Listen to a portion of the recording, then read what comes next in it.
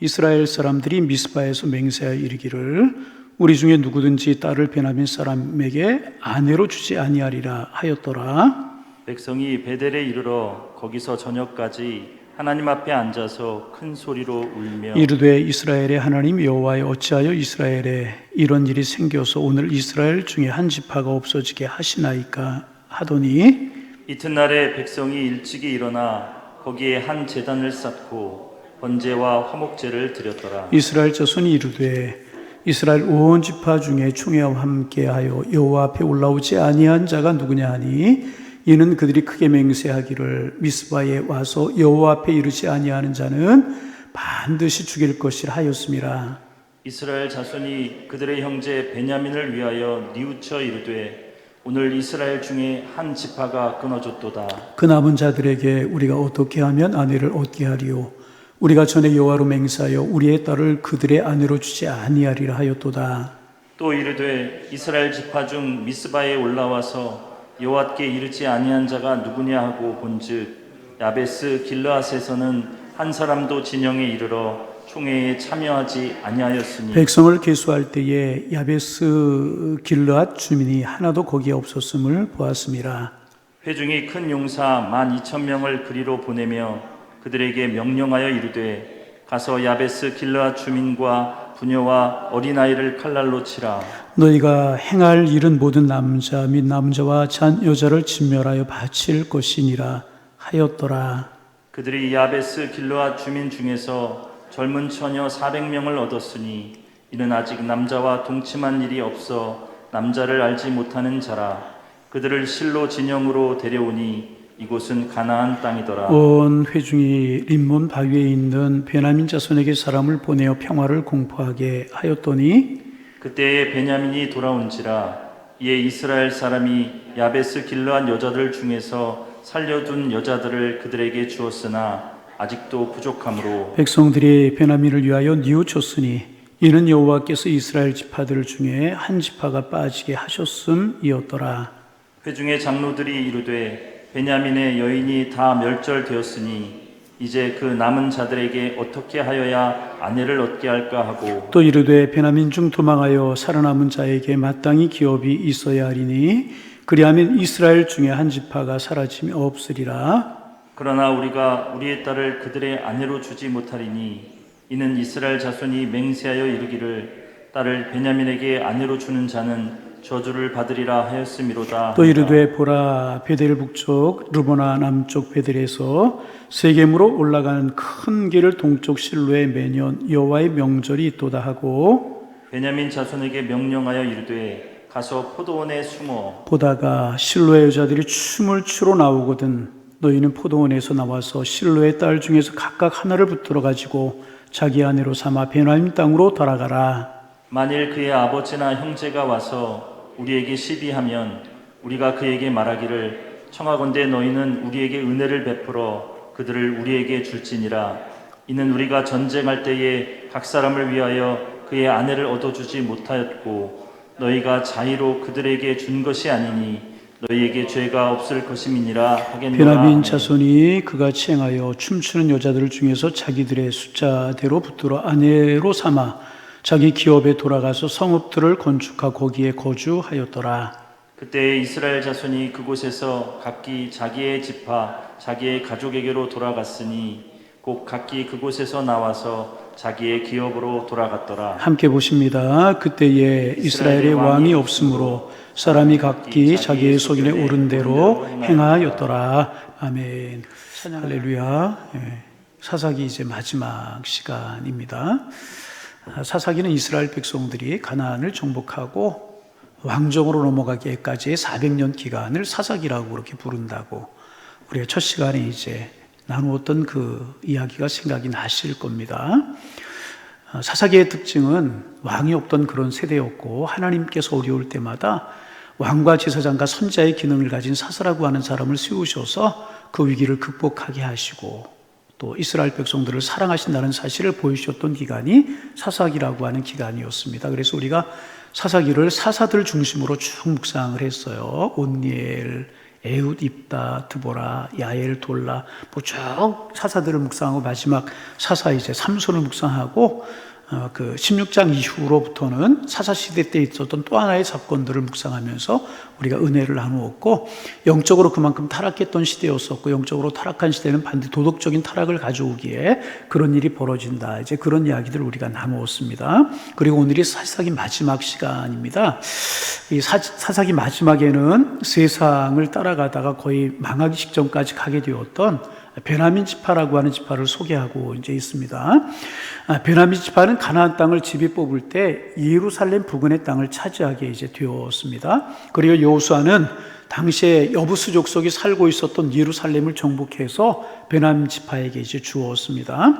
그러면 베냐민 지파는 당연히 예루살렘에 살고 있었던 여부수 족속을 완전히 몰아내고 예루살렘 땅을 차지했어야만 했던 것입니다.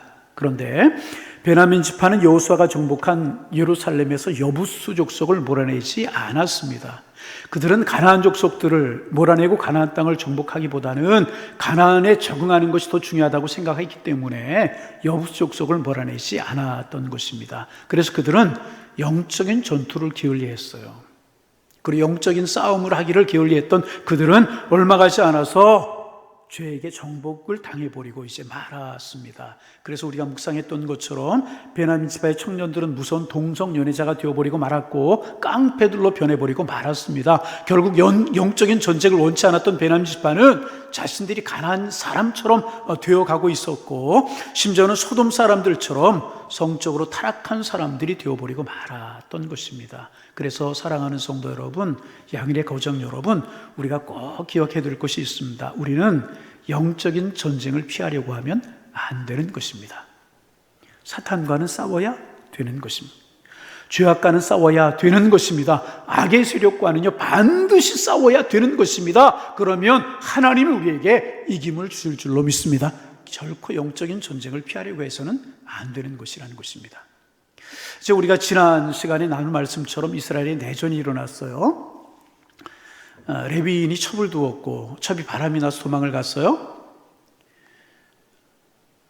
가서 이제 첩을 데리고 집으로 오는 길에 베냐민 지파 기브아 쪽에 이르렀을 때 베냐민 사람, 기브아 사람들에게 이 첩이 못된 짓을 당하여 죽게 되었고, 레위는 그의 첩의 시신을 12토막을 내어서 이스라엘 12지파에 보냈다는 이야기를 우리가 묵상했는데 여러분 기억하실 것입니다. 그 사실한 이스라엘 지파들이 총회를 열어서 그 못된 악한 그 베냐민 지파를 공격하자. 그래서 이스라엘의 내전이 일어나게 이제 되었던 것입니다. 그리고 결과는 베냐민 지파가 거의 몰살될 지경에 처해버리고 말았습니다. 그런데 이스라엘 백성들 중에서 자기들이 승리했다고 누구도 기뻐하는 사람이 없었어요. 왜냐하면 그들은 같은 이스라엘 백성들을 많이 죽였고 결국 베냐민이라고 하는 한 지파를 영원히 없애는 지경까지 가게 되었기 때문에 그렇습니다. 그래서 전쟁에서는 승리했지만은 이스라엘 백성 베델이라고 하는 곳에 모여서 대성통곡을 하게 되었습니다. 그리고 이것은 죄가 가지고 온 이스라엘 백성들이 그동안 지었던 죄의 무서운 결과라고 말할 수가 있는 것입니다. 이스라엘 백성들은요 자신들의 미래에 대해서 대단히 자신이 있었던 것 같습니다. 이스라엘의 지파들이 모든 지파들마다 커가고 또 커져서 언젠가는 이스라엘이 온 세상을 가득 채우게 될 것이다 하는 꿈이 있었고 그 일에 자신만만했던 것 같습니다. 그런데 이런 이스라엘 백성들의 꿈을 완전히 깨워버린 것이 베냐민 지파와 이스라엘 백성들이 한 지파가 이제 전쟁을 벌인 이스라엘 내전이었습니다. 물론 하나님께서 이스라엘 백성들을 축복하셔서 이스라엘은 점점 더 커서 온 세상을 가득 채우게 이제 될 것입니다. 그러나 이스라엘이 온 세상을 채우는 것보다 더 중요한 것은 자기 자신들의 죄악을 이겨내는 것이었다는 것입니다. 만약 이스라엘이 죄와 싸워서 이기지 못한다면 이스라엘이 한쪽만이 아니라 전체가 찌그러질 수밖에 없는 그런 상황이었던 것입니다. 예를 들어보겠습니다. 어떤 유명한 운동선수가 이제 있어요. 오늘도 이제 김광현이라고 하는 선수가 메이저리그에서 당당하게 이승째를 이제 올려가지고 코로나로 이제 어려워하는 백성들에게 좀 기쁨을 준 것 같은데, 인터뷰를 하면서 우리 조국에 있는 우리 이제 대한민국 국민들이에게 조금이라도 힘이 되었으면 좋겠다, 뭐 그런 인터뷰를 한 것을 제가 봤어요. 예를 들어서 어떤 유명한 운동선수가 있다고 가정을 해보시기를 바랍니다. 이 사람의 꿈은 열심히 노력하고 열심히 운동을 해서 세계 최고의 경기에서 우승을 하는 것이 이 사람의 꿈입니다. 그리고 이 선수에게는 그럴 만한 충분한 실력이나 능력이 이제 있습니다. 그런데 이 선수에게 그만 암이 생겨버리고 말았습니다. 그리고 이 선수는요, 자기 안에 있는 암을 이겨내지 못하면 결국 자신의 꿈을 이루기도 전에 죽게 되고 말 것입니다. 여러분, 이것은 교회도 마찬가지입니다. 교회의 사명과 교회의 가장 큰 꿈은 주님의 복음을 땅 끝까지 전하는 것입니다. 여러분, 우리 교회의 사명이 무엇이냐고 물으면 여러분, 주님의 복음을 땅 끝까지 전하는 것입니다. 자신 있게 이야기하시길 바랍니다. 그것이 교회의 꿈이고 사명이 되어야 되는 것입니다. 그래서 먼저 가정을 복음화하고, 그 다음엔 직장을 복음화해야 될 것이고, 그 다음에는 도시나 지역을 복음화하고, 나중에는 땅 끝까지 복음을 전하는 것이 교회들의 꿈과 사명인 것입니다. 그런데 만약 교회가 하나님의 사람들이 내 자신과의 싸움에서, 우리끼리의 싸움에서, 죄와의 싸움에 져버린다면 이런 꿈은 아무런 소용이 없는 것입니다. 하나님께서는요, 지금 베냐민 지파 안에 있는, 이스라엘 백성들 안에 있는 무서운 도덕적인 암세포를 보신 것입니다. 그래서 이스라엘 백성들이나 베냐민 지파가 살 수 있는 길은 암세포는 물론이요, 멀쩡한 세파까지 거의 다 잘라내야 되는 것이었습니다. 그래서 베냐민 지파는 도망친 600명을 제외하고 남자나 여자나 아이나 다 죽는 대수술을 하고 나서야 생명을 유지할 수 있게 되었던 것입니다. 그래서 이스라엘 다른 지파도 이 전쟁으로 4만 명이나 죽게 되었고, 자기들 같은 동족인 베냐민 지파를 자기 손으로 거의 다 죽이고 나서야 그들은 살아남게 되어버리고 만 것입니다. 어떤 환자가 암에 걸려서 병원에 수술을 하게 되면 암세포만 잘라내지 않지 않습니까? 다른 세포도 잘라내야 되는 것입니다. 주변의 세포를 잘라내야 되는 것입니다. 눈에 보이지 않지만 이미 다른 곳에 전이되어 있는 암세포로 인해서 암이 재발될 것이기 때문에 다른 부분도 잘라내야 되는 것입니다. 그래서 이제 수술할 때 암세포만 잘라내는 것이 아니라 건강한 세포도 많이 잘라내고 항암 치료까지 해서 완전히 암을 죽여야 환자가 살 수가 이제 있는 것입니다. 여러분, 이것은 죄에 대해서도 마찬가지라는 것입니다. 사람들이 죄에 대해서 관대해야 멋있고 아량이 넓은 사람인 것처럼 사람들이 생각합니다. 그러나 하나님 앞에서 죄가 청산이 되려고 하면 암과 같은 죄는 물론이고 멀쩡한 사람들까지 희생이 되는 일이 생기게 되는 것입니다. 그래서 여러분, 늘 말씀드리고 늘 우리가 기억해야 되는 것이 무엇이냐? 죄는, 악은, 잘못된 것은 모양부터 버려야 되는 것이라. 여러분, 죄를 멀리하시는, 모양부터 버리시는 하나님의 사람들 다 되실 수 있기를 주님의 이름으로 축원합니다. 이스라엘 지파가 죄를 인정하지 않는 베냐민 지파와 싸운 것은 잘한 것입니다.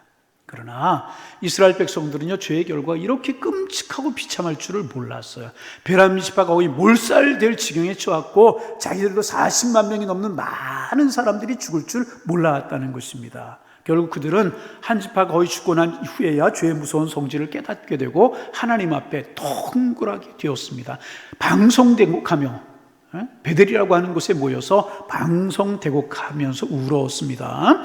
이스라엘 백성들은 죄의 결과가 눈앞에 나타나기까지 그렇게 무서운 것인지를 몰랐던 것입니다. 그러다가 눈앞에서 자기들이 그렇게 많이 죽고 한 지파가 완전히 멸망을 당하게 된 것을 보고야 죄라고 하는 것이 이토록 무서운 것이구나 하는 것을 깨닫게 되었던 것입니다. 여러분, 이스라엘 백성들이 지금 이제 내전을 겪었어요. 이스라엘 백성들뿐만 아니라 우리나라도 내전을 겪었던 일이지 않습니까? 지금부터 70여 년 전에 동족 상잔의 비극을, 내전을 겪었던 적이 있었습니다. 그리고 그 전쟁으로 인해서 많은 사람들이 죽고 상처를 받고 이산 가족이 생기고 이제 그러지 않았습니까? 그런데 우리 교회 입장에서 보면 중요한 것이 무엇인가 하면 북쪽에 있었던 중요한 교회들이 다 파기가 되었습니다. 북쪽의 교회들이 다 없어져 버리고 말았잖아요. 사실 우리나라가 일제에서 해방되고 먼저 복음화된 곳이 이북 지역입니다. 그래서 평양을 동양의 예루살렘이라고 그렇게 부르고, 평안도에 있는 어느 마을에서는요, 마을 사람들이 거의 기독교인이라고 할 정도로 복음화가 된 곳도 있었다고 이제 그래요. 그러나 공산당이 들어오면서 북쪽에 있는 교회들이 다 파괴되어 버리고 말았어요. 그래서 제가 종종 말씀을 드리지만 지금 북한에 가면 이제 봉수교회라고 하는 교회하고 칠골교회라고 하는 교회가 있지만은 진정성이 의심이 돼요. 대외적으로 선전하기 위해서 만들어 놓은 그런 교회라고 그렇게 이야기를 하고, 그나마 봉수교회라고 하는 한 500명 들어가는 그런 교회가 있는데, 그것은 우리 교단의 대한제주장로회 통합측 남선교회에서 지어준 그런 교회입니다. 북에 있는 교회가 다 파괴되어 버리고 말았다는 것입니다. 우리나라로 보면 교회 반이 이지러져 버리고 만 것인 것입니다. 그러면 하나님의 사람들은 지난 주일날도 말씀을 드렸듯이 그런 일을 보고 자연현상적으로 사회과학적으로 그렇게 볼 것이 아니라 영적으로 보아야만 된다고 말씀을 드렸어요. 그러면 왜 그런 일이 벌어졌는가? 왜 동족상자의 비극이 일어나고 교회 반쪽이 없어지는 그런 비극이 일어났는가? 왜 동족상자의 비극이 일어나서 교회의 절반이 이지러져 버리고 민족적인 비극이 일어났는가? 그런 질문을 하나님의 사람들 할 수 있어야 될 것이라는 거예요. 말할 것도 없습니다. 그것도요, 죄 때문이었습니다. 미국과 소련의 이해관계가 얽혀서 그랬다, 중국의 이해관계가 어려서 그랬다, 공산당 때문에 그랬다, 여러 가지로 말할 수 있지만 우리 하나님의 사람들이 영적으로 보면은요, 우리의 죄 때문에 그랬다는 것입니다. 우리 조상들 오랜 기간 동안 우상 숭배했어요. 우상 숭배가 일본 천황에게 절을 하게 만들었고, 그 결과 교회가 순결을 잃어버리고 말았어요. 물론 강압적으로 한 것이지만은 총대들 옆에 순사가 2명씩 앉았다고 그래요. 강제적으로 손을 들고 해서 신사 참배는 우상 숭배가 아니라 국민의례다, 그렇게 결의하게 했다고 하지만은 교회가 순결을 잃어버리고 신사 참배를 해버리고 말았어요. 그런 결과 이런 비극들이 일어나게 되고, 이런 비극이 우리 민족과 한국교회에 벌어질 수밖에 없었다는 것입니다. 참, 그런데 마음 아픈 사실은 무엇인가 하면, 옛날 우리 한국교회가 일본 천황 앞에 무릎을 꿇었다고 하면 오늘날의 우리 교회들은 명예,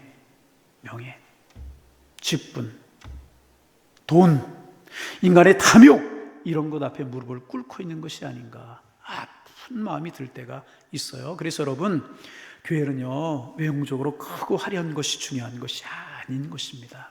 하나님의 교회는요, 죄를 치료하는 것이 되어야 되는 것입니다. 하나님의 교회는 죄를 치료하는 것이 되어야 되고, 교회는 도덕성을 일으키는, 죽었고 사라져가는 도덕성을 회복시키는 곳이 되어야 되는 것이고, 교회는 죄인을 하나님의 사람으로, 죄인을 의인으로, 주님의 사람으로 변화시키는 곳이 되어야 되는 것입니다. 여러분, 교회를 위해서 기도할 때 꼭 이것을 위해서 기도해 주시길 바랍니다. 죄가 치료되게 하옵소서. 도덕성을 회복시키는 교회가 되게 하옵소서. 왜? 영적인 타락은 도덕적인 타락으로 연결되게 되어 있거든요. 영적인 붕이 일어나면은요, 도덕적으로 회복되게 되어 있는 것이라는 것입니다. 그래서 우리 교회가 죄인 변화되어서 하나님의 사람 만드는 하나님의 교회가 되게 하옵소서. 늘 우리는 기도해야 되는 것입니다. 그런데 이스라엘 백성들이 베냐민과 전쟁을 하면서 3번 맹세를 이제 했어요. 첫 번째는 베냐민을 치기까지는 우리가 집으로 돌아가지 않겠다, 그런 맹세를 했고, 승리할 때까지는 우리가 집에 돌아가지 않겠다, 그런 맹세를 했고, 두 번째는 이번 전쟁에 오지 않는 지파나 족속은 베냐민 지파 같은 편으로 간주해서 그들을 다 심판한다는 것이었습니다. 우리가 좀 성경을 좀 읽어볼까요? 오늘 5절 말씀 같이 한번 좀 화면에 뜰 겁니다. 읽어봅니다. 가정에서 같이 한번 읽어봅니다. 이스라엘 자손이 이르되 이스라엘 온 지파 중에 총회에 함께하여 여호와 앞에서 올라오지 아니한 자가 누구냐 하니, 이는 그들이 크게 맹세하기를 미스바에 와서 여호와 앞에 이르지 아니하는 자는 반드시 죽일 것이니라 하였습니다. 동참하지 않는 지파는 죽일 것이다. 그 다음에 세 번째, 어떤 일이 있어도 베냐민 지파에게는 자기 딸을 결혼시키지 않겠다, 그렇게 이제 맹세를 했어요. 1절 말씀 화면을 보면서 같이 한번 읽어볼까요? 이스라엘 사람들이 미스바에서 맹세하여 이르기를 우리 중에 누구든지 딸을 베냐민 사람에게 아내로 주지 아니하리라 하였더라. 여러분, 어떻게 생각하면 이스라엘 백성들이 이런 맹세를 한 것을 보면 철저해서 좋긴 한 것 같아요. 우리가 전쟁에서 이기기 전에 집에 들어가지 않겠다. 저렇게 악한, 저렇게 죄가 성행한 못된 짓을 저지르는 베냐민 지파 사람들에게는 우리 딸을 결코 주지 않겠다. 그들과 결혼시키지 않겠다.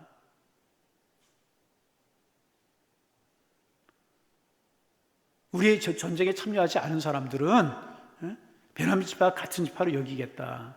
철저해서 좋긴 한 것 같아요. 그런데 너무나 지나쳤다는 생각이 이제 들어요.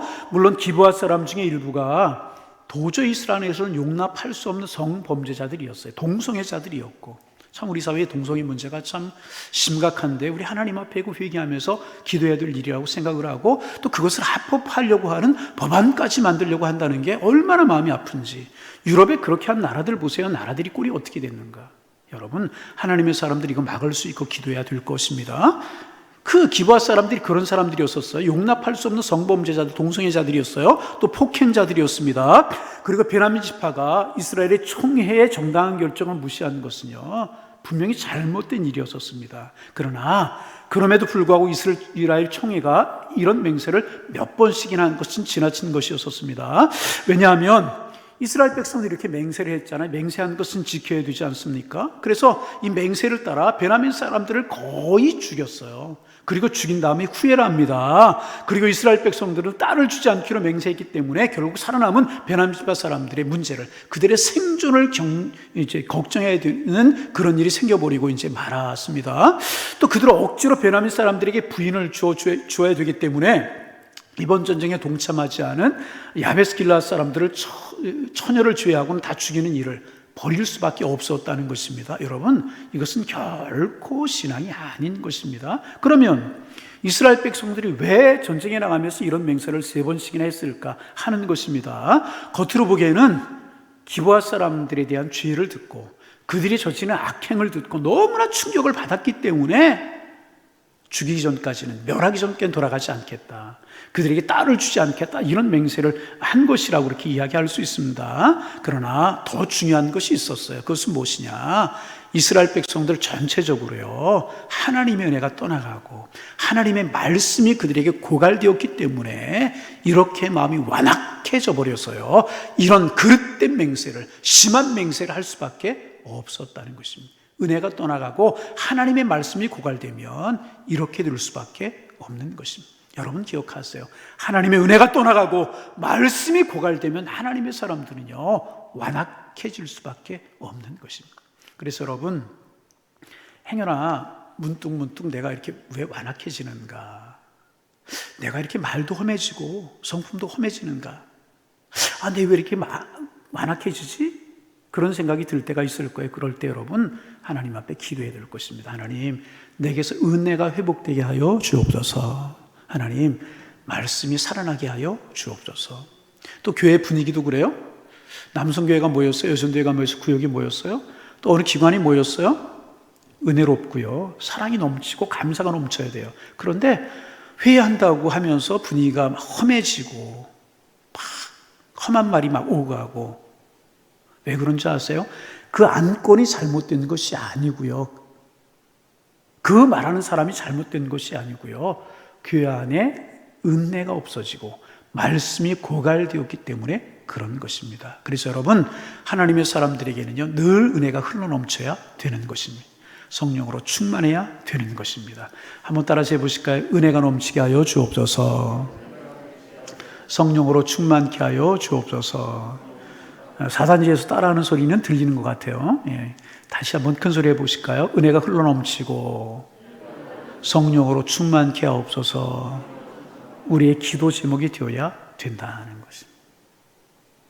항상 하나님의 은혜가 넘쳐 흘러야 되고요, 말씀이 넘쳐 성령 충만해야 이런 일이 없게 되는 것입니다.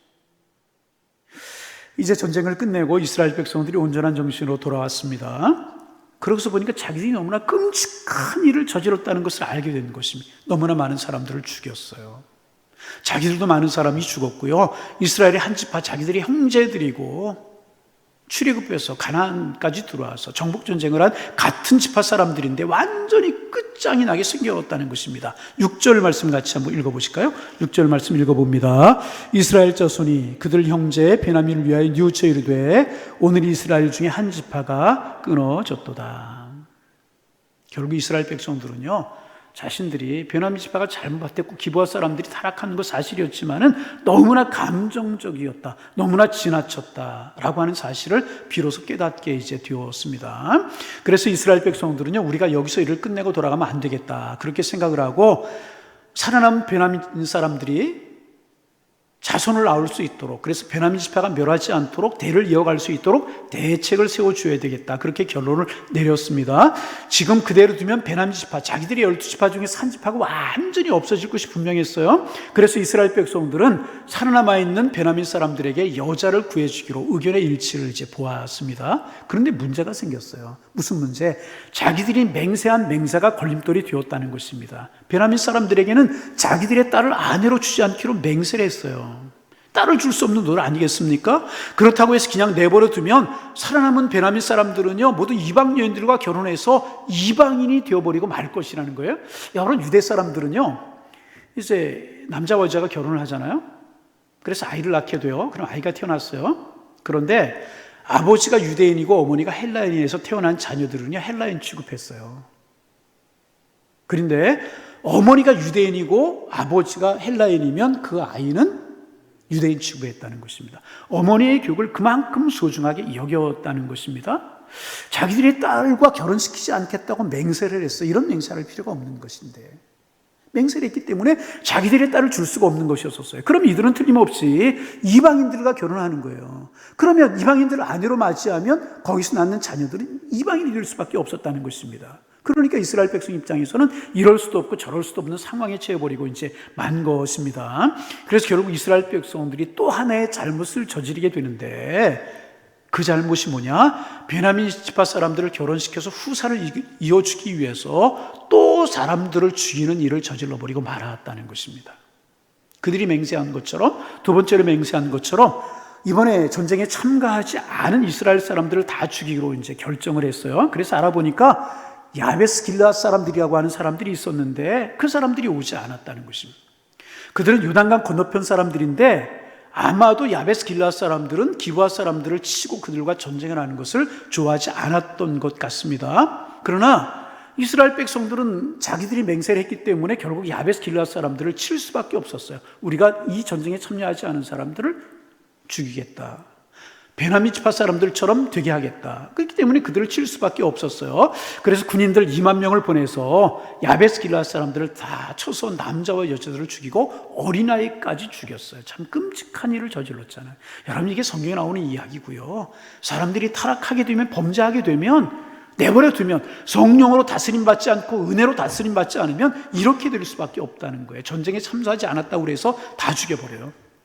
남자 죽이고 여자 죽이고 어린아이들 다 죽이고 처녀들만 살려놓았습니다. 하나님의 은혜가 흐르지 않으면 이렇게 될 수밖에 없다는 거예요. 마치 여러분, 김을 매주지 않으면 여름철에 비 한 번 오고 나면 잡초가 확 자라는 것처럼 우리는 타락한 본성을 가지고 있기 때문에 말씀으로 하나님의 은혜로 다스리지 않으면 이렇게 될 수밖에 없다는 것입니다. 왜 처녀들만 살렸냐? 그 처녀들 베냐민 지파 사람들에게 주기 위해서 처녀들만 살렸어요. 그런데 순수한 처녀는 400명밖에 되지 않았습니다. 그래서 일단 이스라엘 백성들은 처녀 400명을 준비해 놓고 도망친 베냐민 사람들에게 아무런 조건 없이 너희들을 살려주겠다, 이스라엘 백성들을 받아주겠다 선포를 했어요. 그리고 베냐민 사람들이 다시 이스라엘로 돌아왔어요. 결국 이스라엘 백성들은 야베스 길르앗 사람들을 죽이고 처녀 400명을 잡아와서 그 베냐민 사람들이 주는 그러한 일을 했어요. 여러분 보세요. 막 동족끼리 죽이는 이런 끔찍한 일을 벌어지고 자기들이 맹세한 것 때문에 야베스 길르앗 사람들을 죽이는 이런 일이 벌어져 버리고 말았잖아요. 여러분, 자기들이 맹세했기 때문에 맹세를 지키기 위해서 이런 일이 벌어져 버리고 만 것이라는 것입니다. 여러분, 여기에서 우리가 분명히 알고 지나가야 될 것이 있습니다. 무엇인가? 이 세상의 어떤 것도요, 잘 들어보세요, 이 세상의 어떤 것도 생명보다 중요할 수는 없는 것입니다. 다시 이 세상의 어떤 것도요, 생명보다 중요하지 않다는 것입니다. 자, 본문을 적용을 하면 어떤 맹세를 했을지라도 사람을 죽이는 맹세는 취소되어야 되는 거예요. 사람을 죽이기로 한 맹세는 취소되어야 되는 것입니다. 이 세상의 어떤 것도 사람의 생명보다 중요한 것은 없기 때문에 그렇습니다. 여러분, 성경에 보면 다윗이 이제 사울에게 쫓길 때가 있었어요. 제사장에게로 갔었어요.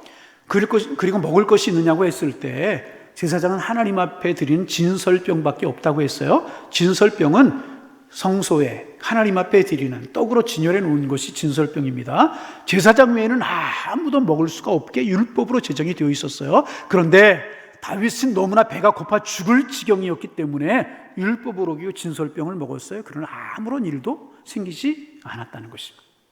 또 신약으로 보면 예수님께서 율법은 사람을 살리라고 있는 것이 죽이라고 있는 것이 아니라고 말씀하셨어요. 안식일이 사람을 위해서 있는 것이지 사람이 안식일을 위해서 있는 것이 아니라고 말씀하셨어요. 다시 말하면 율법의 목적이 무엇이냐? 사람을 살리는 것이 목적이 아니라 사람을 죽이는 것이 목적이 아니라 사람을 살리는 것이 목적이라는 것입니다. 하나님께 대한 맹세도 마찬가지입니다. 그 맹세가 사람을 살리는 목적으로 사용이 돼야지 사람을 죽이는 목적으로 사용이 되어서는 안 된다는 것입니다. 그 맹세 때문에 사람이 해쳐져야 되고 그 맹세 때문에 사람이 죽어야 된다? 그럴 경우에는 그 맹세를 취소해버리는 것이 옳은 것이라는 것입니다.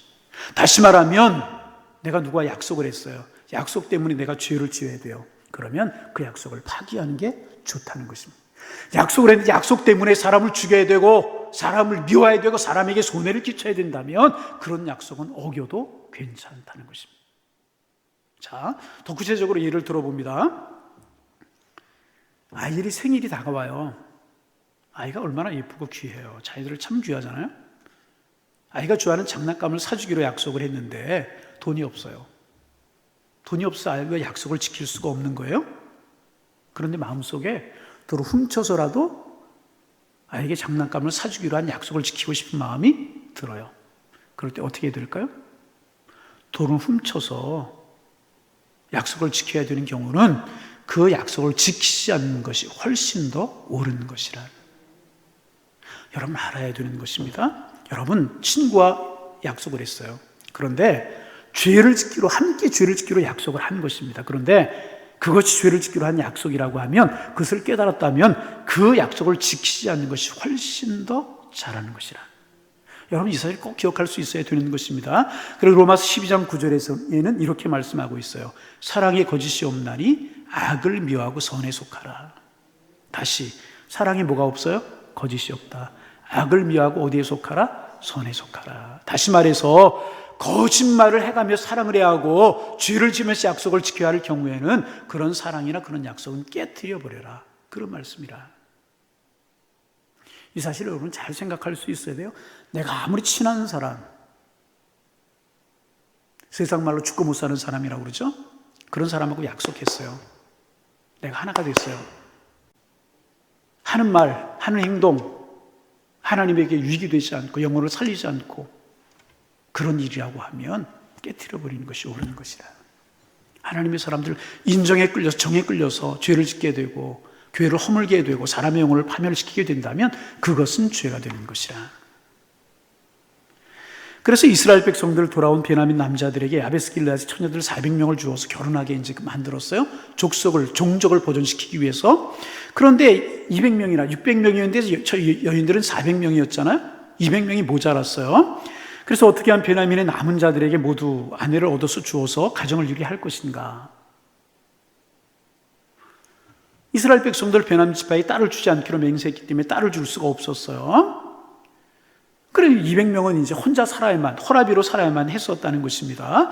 결국 이스라엘 지도자들은 남은 베냐민 지파 200명의 남자들을 위해서 계획을 세워요. 그 계획이 뭔가 19절부터 21절 우리 같이 한번 읽어보겠습니다. 19절부터 천천히 21절까지 읽어봅니다. 또 이르되 보라 베델 북쪽 르보나 남쪽 베델에 세겜으로 올라가는 큰 길 동쪽 실로에 매년 여호와의 명절이 있도다 하고 베냐민 자손에게 명령하여 이르되 가서 포도원에 숨어 보다가 실로의 여인들이 춤을 추러 나오거든 너희는 포도원에서 나와서 실로의 딸들 중에서 각각 하나를 붙들어 가지고 자기 아내로 삼아 베냐민 땅으로 돌아가라. 베냐민의 호라비들에게 이스라엘 장로들이 작전을 가르쳐 주었어요. 여기에 여호와의 절기라고 그렇게 되어 있는데 사실 여호와의 절기라고 되어 있지만은 가난화된 이스라엘 백성들의 고유한 절기가 아니고 가난화된 절기였던 것 같아요. 그래서 가난 사람들은 추수 때가 되면 많은 젊은 남녀들이 춤을 추면서 무도회, 우리로 말하면 무도회 같은 것을 했던 것 같습니다. 그때 베냐민 남자들 가서 춤추러 나온 처녀들을 붙잡아가서 자기들이 아내로 삼아라. 그렇게 알려준 것입니다. 결국 베냐민 지파는 억지로 여자들을 구해서 존속될 수가 있었어요. 그러나 너무나도 처참한 결과였었고요. 너무나도 비극적인 일이 벌어져 버리고 만 것입니다. 여러분, 무엇 때문입니까? 죄 때문이라는 것. 베냐민 지파 속에 기브아 사람들에게, 이스라엘 백성들에게 남아있던 암세포 같은 죄가 있었기 때문에 이런 일이 벌어지고 만 것이라. 죄를 가만히 두었을 때, 죄가 커질 때 결국 생각지도 못했던 사건이 생각지도 못한 장소에 터지면서 엄청난 희생을 치러야만 되는 일이 벌어지게 되는 것이라는 것입니다. 우리가 억지로 맹세하거나 하나님의 말씀을 억지로 지키거나 또 많은 사람들을 적으로 만들지 않으려고 하면, 그래서 여러분, 부흥의 불을 일으켜야 되는 것이라. 그래서 하나님의 말씀과 성령으로 또 사랑으로 가득한 세상을 만들어야 되는 것입니다. 오늘 25절 말씀 같이 한번 읽어보실까요? 25절 같이 읽습니다. 그때에 이스라엘에 왕이 없으므로 사람이 각각 자기의 소견에 오른 대로 행하였더라. 사사기의 특징이 무엇인가? 이스라엘에 왕이 없었다는 것입니다. 아니, 정확하게 말하면 이스라엘 백성들 하나님 앞에 왕을 달라고 여러 번 소망했어요. 그러나 하나님이 왕을 세우시지 않으셨어요. 두 가지 이유. 첫째, 내가 너희들의 왕이다. 여러분, 그렇습니다. 하나님 우리의 왕이신 줄로 믿습니다. 그리고 왕제도 결코 좋은 것 아니다. 왕이 너희들을 섬기고 너희들을 잘 통치하는 것이 아니라 왕이 너희들을 압제할 것이기 때문에 왕제도 결코 좋은 것이 아니다. 그러면서 하나님께서 이스라엘 백성들에게 왕 주시기를 거부하셨어요. 그러자 이들은요, 자기의 소견대로 행하였던 시대가 사사시대라는 거예요. 여러분, 우리는 반복하지만 타락한 죄의 속성을 가지고 있다는 거예요. 우리의 속성대로 행하면 우리는 죄의 지배를 받을 수밖에 없고, 내 육신의 소욕대로 행하면 죄가 장성하여 사명을 낳는 자리에까지 이를 수밖에 없다는 것입니다. 그리고 여러분, 자기의 소견대로 옳았던 왕이 없었던 사사시대의 삶을 따라가지 아니하고 우리는 주님을 왕으로 모시고 내 소견에 오른 대로 살아갈 것이 아니라 성령의 소욕을 따라서 말씀을 따라 살아가면 하나님의 은혜가 우리에게 임할 줄로 믿습니다. 그러면 이런 악이, 이런 죄악이, 끔찍한 일이 우리에게 벌어지지 않고 하나님의 평안과 하나님의 은혜가 우리를 통치하고 우리를 지배할 것이라는 것입니다. 주님이 우리의 왕이십니다. 주님이 우리의 통치자이십니다. 우리는 우리의 소견에 오른 대로 행할 것이 아니라 하나님의 말씀대로 살아가야 될 것입니다. 그럴 때 나중에 이스라엘 백성들이 다윗 시대를 거치면서 부흥을 이루었던 것처럼 하나님의 말씀 따라갈 때, 하나님의 약속의 말씀 의지하며 살아갈 때 그런 부흥이 우리에게 올 것이고 하나님의 나라가 이루어지게 될 것이란 사사기를 보면서 오늘 우리 시대가 꼭 사사시대와 같지 않은가. 자기의 소견에 오른 대로 행하고 사람이 타락하면 얼마나 타락할 수 있는가라고 하는 사실을 보였던 이 소돔과 고모라 세대가 오늘 우리의 시대가 아닌가, 그런 생각이 들어요. 그러나 세상 사람들 다 어떻게 살아가든지 우리만큼은 주님을 왕으로 모시고 왕 대신 주님의 말씀을 따라 살아가서 새로운 부흥이, 새로운 은혜가 넘쳐나기를 소망합니다. 참 감사한 일이 있어요. 새벽 예배 이제 우리 영상 보는 일 동참하자 1차적으로 300명 목표를 하고 하자 그랬는데 어제도 500명가량 시청을 했고 오늘은 정확하게 아직 몇 명이 보았는지 제가 못 봤어요. 300명 이상은 넘은 것 같아요. 참 감사하다, 그런 생각이 이제 들어요. 그러다 보니 제가 더 바짝 긴장이 돼요. 왜 긴장이 되는 줄 아십니까? 새벽 예배 정신 차려서 말씀 준비하고 더 기도하며 준비해야 되겠다. 좋은 일이라고 생각이 듭니다. 여러분, 그래서 영적인 부흥을 일으키는 우리 교회가 되기를 소망합니다. 이와 같을 때 영적인 부흥이 일어나고 이와 같은 때 심령의 새로움이 일어나고 그러면 하나님이 우리를 축복하실 것이라는, 그래서 왕이 없는 세대가 아니라 주님을 왕으로 모시고 살아가는 우리 세대가 될 수 있는, 그래서 하나님의 부흥을 이룰 수 있는 우리 교회로 인하여 지역이 부흥하고 한국교회가 살아나고 이 민족이 새로워질 수 있는 은혜가 넘쳐나기를 주님의 이름으로 축복합니다. 주님의 이름으로 축원합니다. 기도하겠습니다. 하나님 아버지,